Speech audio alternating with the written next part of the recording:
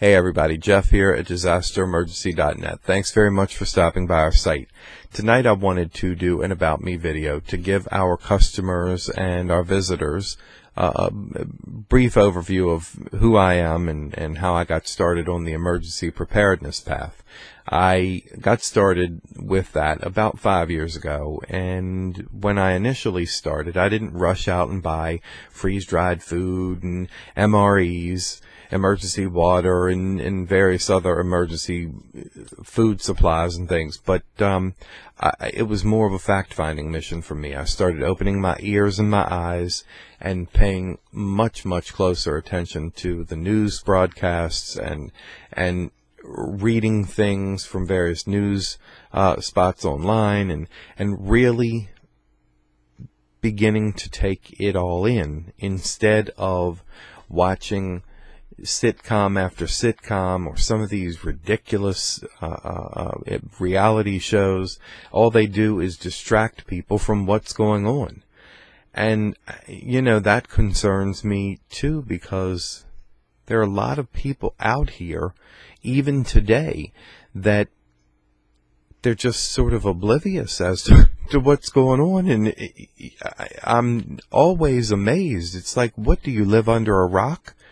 Does no news filter down to your little ears or what? But we're $16 trillion in debt in America. That's pretty scary. That is the highest debt level of any nation in the history of this planet. There's not going to be anyone to bail us out when it comes crashing down, and I believe wholeheartedly that it will come crashing down at some point. It has to. It did in Greece.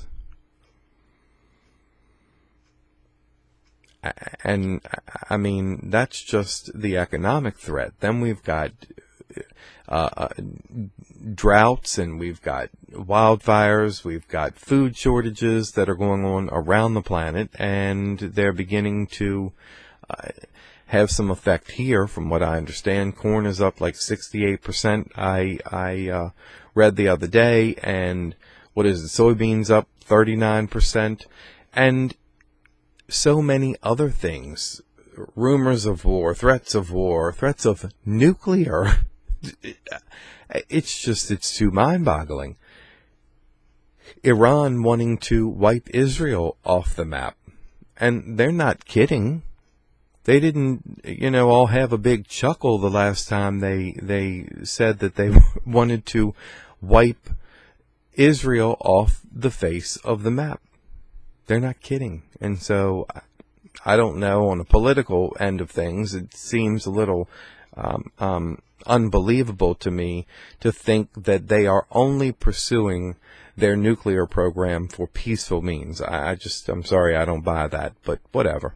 At any rate, every day I make some preparations of some kind for whatever's going to be coming down the pike. I'm either reading something or I'm preparing videos like this. Hopefully somebody will listen. If you're not listening to the news and all that, maybe you'll listen to just the average Joe Blow American citizen here. But I do prepare, and it's a very important thing to me.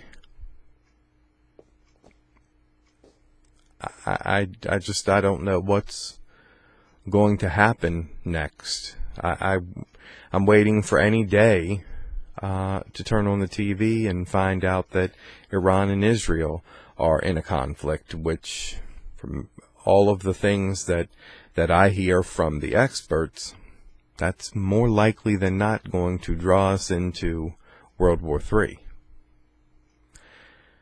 So, who knows? Anyway, there's so much to think about. It's too mind-boggling.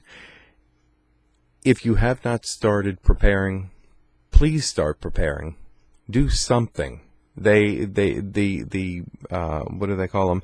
The emergency preparedness organizations like FEMA and the Red Cross and whoever else, they say that at bare bones minimum, you should be preparing for at least a 72-hour emergency kit. 72 hours for survival for you and your family. That's really not much.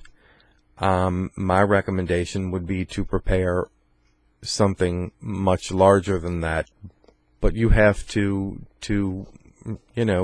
weigh everything out and decide what you think is reasonable.